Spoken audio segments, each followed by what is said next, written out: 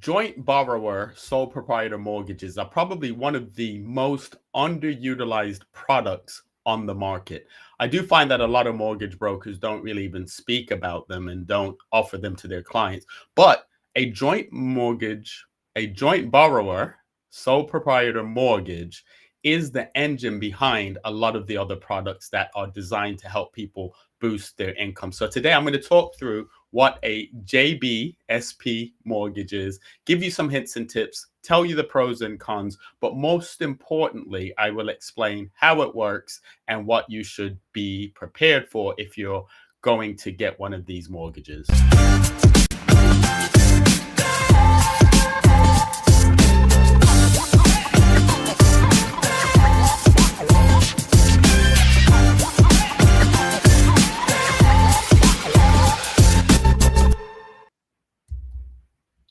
My name is Anthony Lindsay, and I talk through different mortgage products and financial terms that you can understand them and be a better consumer. I've been in finance for over 30 years. I've done everything from debt management to debt collection to pre-litigation to wealth management. So when I talk through these products, it's because I understand them, and it's because I want to make sure that you understand these products as well. Make sure that you like, make sure you share, and make sure that you subscribe. Today we'll be talking about joint borrower sole proprietor mortgages. So let's just first define what that is. A joint borrower sole proprietor mortgage lets family members boost affordability by joining the mortgage while keeping ownership in just one name. It can be a smart way to get on the property ladder, but as with anything, it has its risk. And always keep in mind that if you do not keep up the repayments on your mortgage, your home may be repossessed. So a quick summary of a joint borrower sole proprietor mortgage. So a JBSP mortgage allows more than one person to be on the mortgage, but only one person goes on the property deeds. Now it's saying one person, but it could be a couple. So it's quite often used where you have a couple who their combined income potentially isn't enough to purchase the property that they have, and one or both of them have a parent that wants to contribute to boost the affordability. But we'll get into that. We'll talk through some of the caveats behind that. The sole proprietor is the legal owner. So the people, let's just say in this case, the couple, they're the legal owners. They're the only people on the deeds, but the parents' income is assessed as part of the affordability. Other borrowers are there purely to support the affordability. They are liable for the repayments, but do not own the property. If you're a parent watching this, or if you're a young person who's going to approach your parents about this, make sure that this part is clear. Because if they're on the mortgage, even though they're not on the deed, they are responsible for the repayments. But that's okay, because we'll talk through exit strategies as we proceed. This structure is often used by parents helping children to get on the property ladder. And the good news about that is it can be a family member. So it could be a sister, a brother, it could even be aunts or uncles. And in some cases, some lenders will allow you to put friends on the mortgage as joint borrower sole proprietor. So it's a great product. As I said, it's the engine behind a lot of things like the mortgages for university students. It's just a great product. So that's why I wanted to make sure and go through it today, that you can understand how it is put together, how it works, and the pros and cons. So how they work. Lenders assess the income from all named borrowers when working out affordability.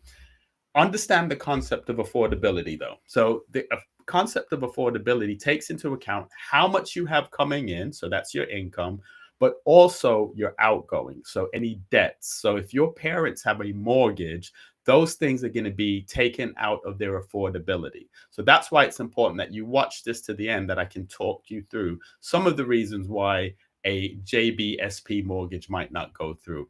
The main buyer is the sole proprietor, the only person on the land registry. So as I said, it could be an individual or it could be a couple who are having their parents or parent help them with the affordability. This avoids additional stamp duty charges for parents who already own a property. In the ideal situation, you'll probably have a parent helping. The parent is probably a little bit older. In most cases, the parent either doesn't have a mortgage anymore, or that mortgage has a really small outstanding balance. So it helps them avoid the stamp duty. But this is one of those places where I will say, I'm not giving financial, legal, or tax advice. So you would want to speak to an independent legal advisor to understand the implications on stamp duty and taxes and benefits. Because although this is a great product, it's not for everybody. And you want to make sure that you go into it informed and understanding all the impacts. Everyone named on the mortgage is equally responsible for the monthly payments, even if they don't live there. And in fact, some lenders will not allow the other person on the mortgage to live there. But that's the key thing. Although you'll probably work something out with your parents where they're helping you get the mortgage. They don't want to make another mortgage payment, especially if they've already paid off their own mortgage. They're just trying to help you with the affordability. However, because they are on the mortgage, if you or your partner or any of the people that are living in the home are unable to make the payments, the parent is responsible for making the payments. They can't just call the lender and say, well, I don't live there. It's my son and my daughter-in-law. They live there. And no, the parents are responsible for making the payments if the payments are not being made by the couple or individual who are on the mortgage. The key benefits of a JBSP or Joint Borrower Sole Proprietor mortgages are they make it easier for first-time buyers to get approved by boosting affordability. So again, you're taking the income of the individual or the couple, and then maybe they fall a little bit short as far as how much they need to match the affordability to get the mortgage that they want. They're adding a parent or parents to the mortgage to boost that affordability, which therefore means as a first time buyer, it gives you more access to more mortgages. Parents can help without needing to co own or affect their child's first time buyer benefits. So, because the parent is not on the deed, it then means that if the young person or the couple do qualify for the first time buyer's discount, they won't be impacted by the fact that their parents are on the mortgage. But again, you'll want to seek independent legal advice just to confirm your individual circumstances. These videos aren't designed to give legal, financial, or tax advice, and they're not designed to encourage you to replace speaking to a qualified professional. Always speak to a qualified professional who understands your circumstances. It keeps the property legally in the child's name, so the first time buyer stamp duty relief is preserved. A practical solution for young professionals with good prospects but lower income right now. I'm going to be talking you through what the ideal profile is. It will be the ideal profile, not the only profile, but if you match the profile that I describe, you're probably going to qualify for this product, and this product is probably a good match for you to talk to a mortgage broker about or an independent legal advisor. I always like to talk about the downside, the cons. I'm not here to sell you anything. I'm here to educate you. So it's very important that you understand all the negatives and potentially all of the reasons why this might not be a good product for you. So con number one, or negative downside number one, is every borrower is jointly and severally liable. If the child misses a payment, the parent's credit record is affected. And let's be honest, a lot of our parents and a lot of grandparents and parents, they have excellent credit. And the last thing that they want is to be helping out a son or a daughter and it impacts their credit adversely. So make sure you understand, if you're a parent and if you're a child approaching your parent about this, understand that everything that happens with this mortgage will impact them. So you want to make sure that you're able to make the payments. You're not going to miss any payments. But more importantly, that they're aware that if the people on the mortgage, so the couple that are living in the home, if they miss a payment, then the joint borrower will also be liable as far as the impact to the credit. Being on the mortgage may reduce the parent's ability to borrow for themselves, i.e., remortgaging their own home. Let me explain this a little bit. Because they're on the mortgage, if they then go to remortgage their own home, when the remortgage application is being done just for the parent or parents, when that application is being done, the lender is going to see that they're on this JBSP mortgage, and they'll take that mortgage payment out of the parent's affordability. This is why I'm going to go through what the perfect profile looks like, that you can understand why it may not be a great idea if you have an older parent that is going to need remortgaging in the future and or has really high outgoings. Not every lender offers JBSP mortgages, so the options are limited. And that's another thing to keep in mind. Not every lender will offer it. So if you are an individual that is not a vanilla client, so maybe you have a skilled worker visa or you have credit issues or anything else that would knock lenders off the panel of lenders that might lend to you, a JBSP might not work for you because you might not meet the criteria for the few lenders that do offer it. At some stage, the parent may want to be removed from the mortgage. An exit plan should be discussed early. So, going into having the discussion with your parent or your child about a JBSP mortgage, you want to establish what the exit strategy is. So, what that means is, yes, this is going to help you now to boost your affordability, but what about when the fixed term ends? Or what about 5 years from now? How is that parent who's helping boost the affordability, how are they going to get off this mortgage? Will the couple or individual be able to then get a mortgage by themselves and meet the affordability criteria for the mortgage by themselves? This is really important. So let's just go through why it might not work. This is the downside. This is the bit that if someone is just trying to talk you into the product, they're not going to tell you. So let me talk you through why a JBSP mortgage might not work. If the income gap is too wide. So the combined income of all the parties on the application is, let's just say, 50,000. If we use an income multiplier of 4, then that would be a £200,000 mortgage. If you're trying to buy a £400,000 house, the income gap is way too wide. A JBSP or Joint Borrower Sole Proprietor mortgage will not work for you because even with the additional income, the income gap is still far too wide. Applicants have credit issues. Listen when I say this. Any mortgage application is assessed based on the profile of the worst person. Let me explain that. You could have a couple. So it's a young husband and wife. They're looking to purchase a property, and one of the parents is going to help. The parent has an amazing credit, good income. Everything's perfect with that parent. The couple are on the application as well. The wife has amazing credit, never missed a payment, no late payments. Everything is perfect. However, and this is usually the case in relationships, the man has some missed payments, late payments, CCJs, something that impacts his credit profile. Although there are 3 people on the application, 2 of them have amazing credit. The third person with bad credit brings the entire application down. So the affordability and the criteria is going to be around the person with the worst credit rating. So keep that in mind. This is another main reason why JBSP does not work for some people, because one of the people on the application has credit issues.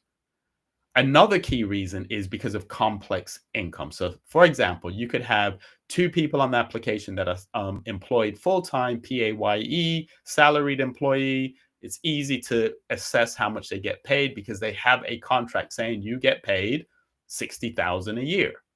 You have one person on the application who is self-employed and potentially has not been self-employed for 3+ years, making a sustainable and verifiable income. So one of the people on the application may be self-employed, and one year they made 70,000, one year they made 30,000, one year they made 12,000. That complexity can prevent you from getting a JBSP mortgage or any mortgage in that case. Another issue might be one of the people on the application is paid through an umbrella company. You do find that a lot of lenders view umbrella companies a little bit different than just being straight contract self-employed and paid through a limited company. So complex income could be a reason why you're unable to get a JBSP mortgage. loan to valuation issue. So, not enough of a deposit. You're still going to need to pay down a deposit. I would advise a deposit of about 10%. And remember, if you use the calculator that I use, which is your combined income times 4 plus your deposit, that gives you the house price. So even with this type of mortgage, if you use that as a guide, it's going to put you in the ballpark of the property price that you can afford. Another key thing to keep in mind is parents being too old. Similar to the credit issue, the age issue is assessed based on the worst person, or in this case, the oldest person. So if you have a couple, both of them are about 35, relatively young, but the parent is over the age of 55, the length of the mortgage will be assessed based on the oldest person. So if the oldest person is 55, 65, 75, it's going to give you a shorter term as far as the repayment term on the mortgage, which means the shorter the term, the higher the repayments. But I have some good news. I do work with a lender who will do what's called a split mortgage. So they'll do one mortgage against the youngest people for that long term, and then do the remaining amount against the oldest person for a shorter term. So make sure you ask. If you want to know more about that, make sure you put a comment in the comments that I can get through to you. And also make sure you book an appointment. Another challenge can be parents' high outgoings. This is why I said at the beginning of this video, it's important that the parent or parents that are going on the mortgage either have a really small mortgage balance left, if they do have a mortgage, or they have no mortgage. Because remember, the affordability is going to be assessed based on the income and the outgoings. So if your parents already have a mortgage and it's a high mortgage payment, even though you put their income on the application, when they take out all of the things that they're paying out, maybe loans, credit cards, and mortgages, it still may not help the application, which might mean that a JBSP will not work for you. And I think this is more on a personal note, poor exit strategy resulting in mortgage prisoners. So, what I mean by that is if a parent is going on there, and especially if they're later in life and they're planning on having everything paid off by the time that they retire, it then means you need to have an exit strategy that gets them off this mortgage before they retire. But if you are putting them on the mortgage, and in order for them to be on the mortgage, it means they're going to have to work longer in order for you to get this mortgage. It then means you are potentially what they call a mortgage prisoner. Let me explain that. So a mortgage prisoner scenario might be you have an individual who's asked a parent to go on the mortgage. The individual didn't make enough to do the mortgage by themselves. They put the parent on there. At the end of the fixed term, or at the point where that person needs to remortgage, if they take the parent off the mortgage, they're still not able to qualify for a mortgage, which means the parent must stay on the mortgage indefinitely, or it means that this person is stuck with very few options as far as who they can go with to remortgage. And this has nothing to do with how well they may have conducted the mortgage and the payments. They may have paid perfectly, but we as mortgage brokers have to look at what is the exit strategy. So in that 2, 3, 5 years, when the fixed term ends, what is your financial situation going to look like? And are you within the guidelines and thresholds of being able to remortgage based on standard income multipliers by yourself? Let me just go through what the profile of the perfect JBSP application is. So the profile of the perfect joint borrower sole proprietor mortgage is a single or a couple in their mid-30s. So it can be an individual or two people. The reason why I say in their mid-30s, because that means they're young enough that they can have a really long term. It also means that they're probably closer to the beginning of their career, so their earning potential is still going up. It hasn't leveled off yet. So that means when they go to remortgage in 2, 3, 5 years or whatever, probably their combined income is even higher. So they now need to go and remortgage. They have a property that they have more equity in because they've been paying it. They've paid it well, so there's no credit issues. And they are now on a higher income, which means when they take the parent off, they can get a remortgage just by themselves. Working full time or 2+ years self employed. So, working full time, 2+ years self employed. The reason why this makes the perfect profile is because if you're working full time, PAYE, it's a lot easier to assess your income. It's easier to do the income multipliers, and it will ensure that you meet the criteria for more lenders.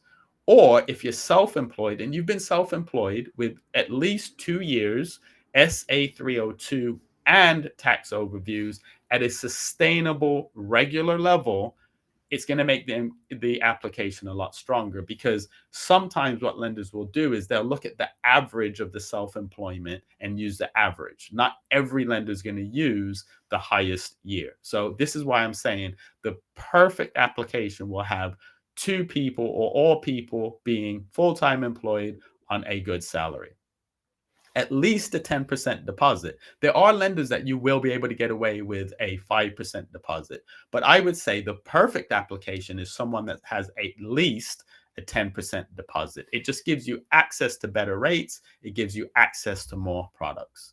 Parents no older than 58. So the reason why I say this is if the parent is within a certain amount of years to retirement, their income and affordability is assessed differently. So I'd say the sweet spot would be a parent that's about 55 years old, someone who, as I said, has low mortgage, low outgoings, good credit. That parent can then help boost the application to get the couple or individual on the property ladder, but there's an easy exit strategy within that parent's working career, as opposed to the payments potentially going into their retirement.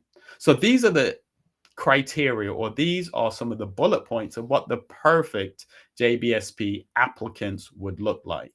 Not everyone's going to be that. And I'm not saying if you're not that, you won't be able to get anything. However, if your profile looks like this and you meet this criteria, more likely than not, you will at least qualify. Whether or not it's the best product for you is a different conversation, and the conversation you would need to have with a mortgage broker. Speaking of mortgage brokers, how do you prepare if you're thinking about exploring the opportunity of joint borrower, sole proprietor, or JBSP mortgages? This is what you need to do to prepare. Lenders will want proof of income, ID, credit history for all named borrowers. Keep in mind, every person that's going to be on the mortgage needs to provide all of their ID, all of their documents. So pay slips, P60s, ID, proof of income, proof of outgoings, and credit reports. So as you prepare for this, it would be something that you'd want to gather before speaking to the mortgage broker. That way, when you speak to the mortgage broker, you'll be able to have a much quicker and focused conversation.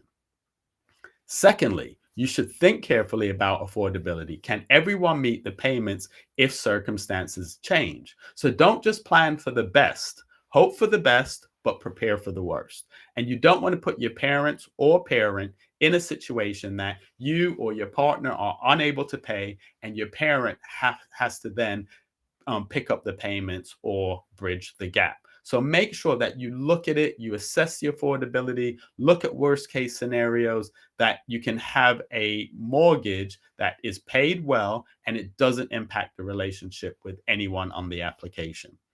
Independent legal and tax advice is recommended to understand the implications, particularly around stamp duty. I've seen and heard conversations where people are trying to do this to avoid stamp duty, etc. I would strongly advise not to do that, but speak to an independent legal advisor who can give you and explain the implications. It would also be worth speaking to an accountant to understand any impacts on benefits or anything like that, and just understand big picture. Mortgage broker is going to advise you on the mortgage side of things. Solicitor will advise you on the legal side of things. An accountant can talk to you about tax implications. Work with an experienced mortgage broker who knows which lenders accept JBSP structures and can advise on the long-term planning. That would be me. And what I've also done is I've written a book called A Mortgage is a Really Big Loan.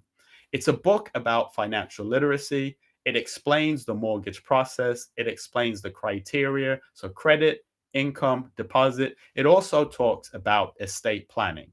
If you're entering into a mortgage with anyone, but particularly older parents, you want to make sure that the conversation around estate planning has happened. If you want to increase your financial literacy, or you have a young person that you want to make sure that they have the tools that they need to be successful in their finances, make sure you purchase the book. It's available on Amazon. It's called A Mortgage is a Really Big Loan. It's written in a way that anyone can understand it, and it has more than 30 years worth of my experience in the book. So make sure you check it out. Make sure you buy it as a gift if you have a young person or even someone that's recently moved to the UK. I talked about estate planning, and estate planning is something I'm hugely passionate about. And one of the reasons why I like JBSP mortgages is because it's one of the few types of mortgages that I do for my clients where it involves parents and children, so two generations. And estate planning is about future generations. It's not just about the here and now. So if you are doing this or any mortgage, make sure you have a conversation about your will and about insurances. Quite often, people will disregard the conversation about insurances or protection, but it's a very important conversation, especially if you're doing a JBSP mortgage with an older parent. Because what if that parent passes away? What if one of the couple passes away?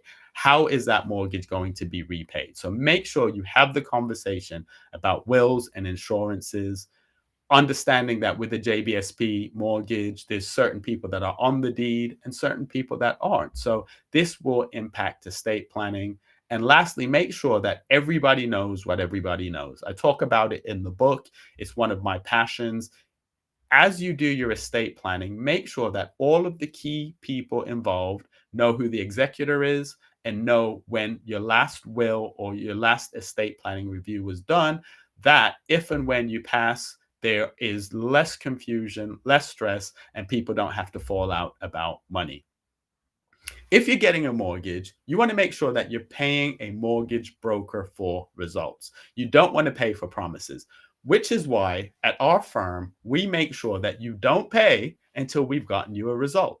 This is not a promotion. This is how we operate every day. So you don't pay a broker fee unless we get you an offer. So no offer, no broker fee. Firstly, I will provide you with a free mortgage capacity report. If you're doing a JBSP or any other kind of mortgage, each person that will be on the application will receive a free mortgage capacity report for the group and also as the individual. It's free of charge. It will tell you how much you can borrow, if you're short of where you need to be, how to get there, and it will also give you some other great guidance on stamp duty and other fees that may be involved in your mortgage.